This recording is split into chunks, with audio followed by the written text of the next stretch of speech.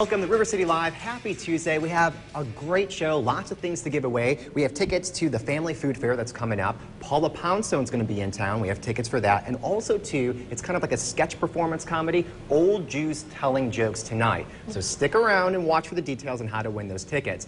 Now, what about that game last night, right? Woo! It was absolutely amazing. Buzzer beater. Didn't watch it, didn't even know there was a game. But I'll tell you this. So first, take a look at this amazing shot, and then I'll tell you why I thought my house was burning down. Money! So just so you know, that happened like literally while the buzzer was going off. It was in the air, which never happens in a national championship game. Just told me. But my son, who's 18 years old, was up watching. I was so asleep. And how many times has this happened to you when something wakes you up out of a dead sleep, like the phone rings, or like you think something terrible has happened? All right, so he is screaming bloody murder. Screaming, screaming, screaming. And I didn't know what happened, so my heart's pounding and I'm sweating and he doesn't stop.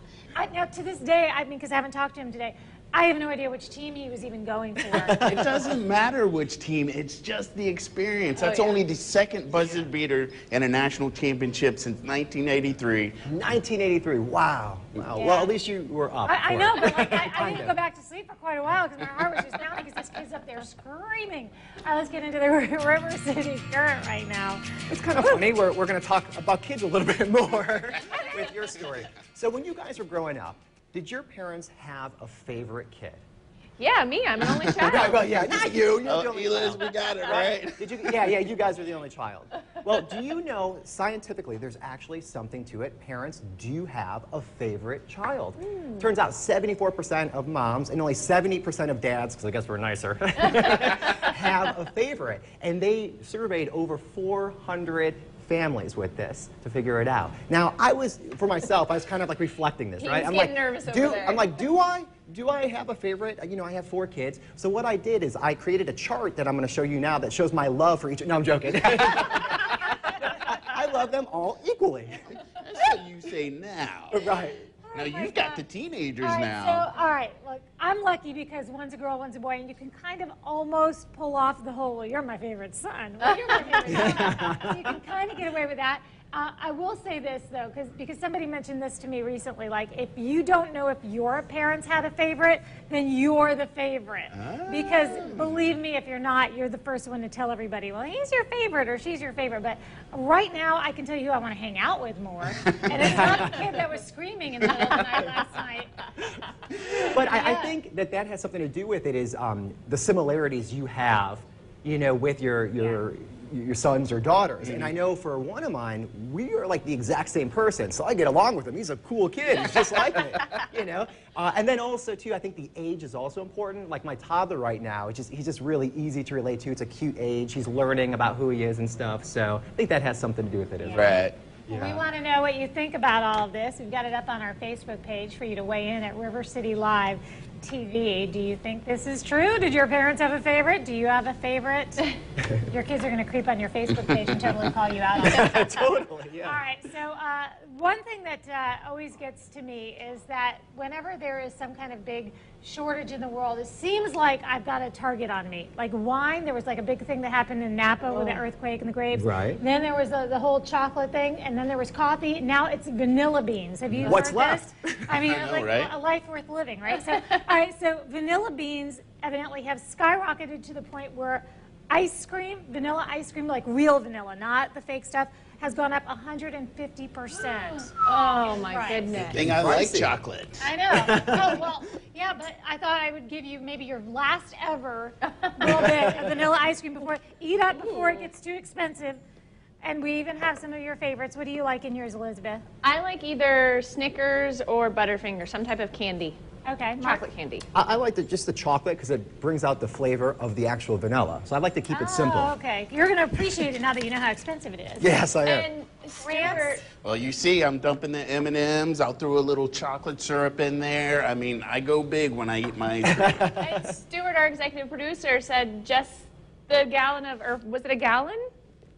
Yeah. The gallon of ice cream was more than $5. $5. so Wow. much, So we're starting to see that already, and it's gonna, even continue to rise as time goes on. That's Yes, what we're so thinking, right? if you see a coupon for some vanilla ice cream, the true stuff, I mean, you're going to be able to get the mock vanilla, which don't The be fake fooled. stuff. But we It's- want natural. It has to do with Madagascar. Like if you're in company and you're talking ice cream and you want to sound smart, you can be like, oh, yes, it's the whole poor. the vanilla They had bean. a suffered a Madagascar. poor It's harvest.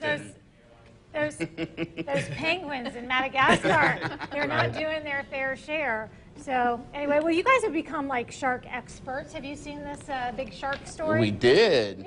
So there's a great white shark spotted right off the beach here, and they say that they could get up to 23 feet, and it was found by the Fish and Wildlife Institute. So it's just crazy. You guys caught the tiger shark when you were on O-Search, you know, and then it was 4 nautical miles out from Atlantic Beach. Now the rub is a plane saw it. Like we were out, Yeah. our goal was to find a great white shark, but you know, being on the water, they had buoys out and lures, but these guys were just trolling around in the air like, oh, by the way, look at that. So, There's And one they right did there. say they had several reports from other people out on the water that they spotted great white sharks. Yeah. So they just didn't have They the are luck of actually swimming around this catching one. area. They were doing an aerial shot. They were looking at a white whale, and that's when they saw this. So hopefully they told that white whale, hey, buddy, there's a 23-foot shark behind you. Get out. great whites are some of the smartest, most elusive sharks in nature. And do you remember that movie with LL Cool J? I thought you were saying Jaws. I'm like, yeah. No, you know the movie with the jaws and the shark and What's the name of that movie? yeah, but no, but they're so elusive. So that kind of adds into the fact that you can't track them as well as you can some of the other sharks. Just makes us want to track them more, huh? Mm-hmm. Because you always want what's harder to get, and that's why playing hard to get is very important. Young ladies should know about playing hard to get. This young lady had it down pat. Watch this.